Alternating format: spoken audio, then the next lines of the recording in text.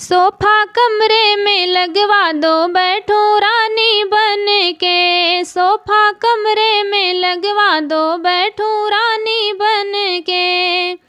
मेरी सासू को बुला दो, जरा बात करूंगी। मेरी सासू को बुला दो, जरा बात करूंगी। उनकी रोज रोज की खिच खिच मैं बंद करूंगी। सोफा कमरे में लगवा दो, बैठूं रानी बन के।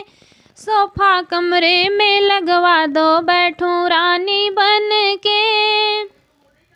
मेरे ससुर को बुला दो, जरा बात करूंगी। मेरे ससुर को बुला दो, जरा बात करूंगी। उनकी दारू की बोतल मैं बंद करूंगी। सोफा कमरे में लगवा दो, बैठूं रानी बन के।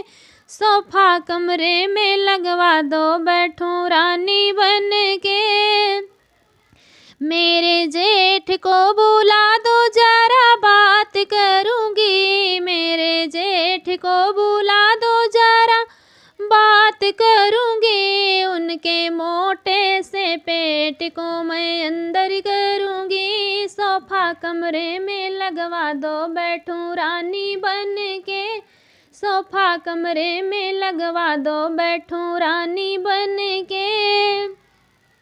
मेरी जिठनी को बुला दो, जरा बात करूंगी। मेरी जिठनी को बुला दो, जरा बात करूंगी। उनकी चुंगली लगाना मैं बंद करूंगी। सोफा कमरे में लगवा दो, बैठूं रानी बन के।